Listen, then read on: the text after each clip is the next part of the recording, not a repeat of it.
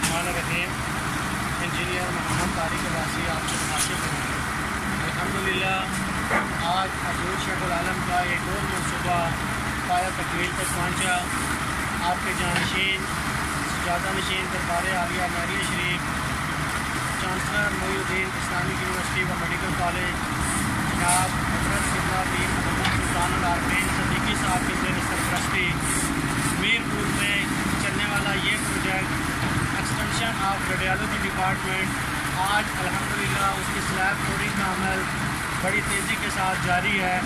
आज स्ट्रक्चर का काम 100% मुकम्मल हो जाएगा और 10 से 12 दिन के बाद इसकी शटरें खोलने के बाद इंशाअल्लाह इसकी फिनिशिंग का काम भी बड़ी तेज़ी के साथ मुकम्मल किया जाएगा।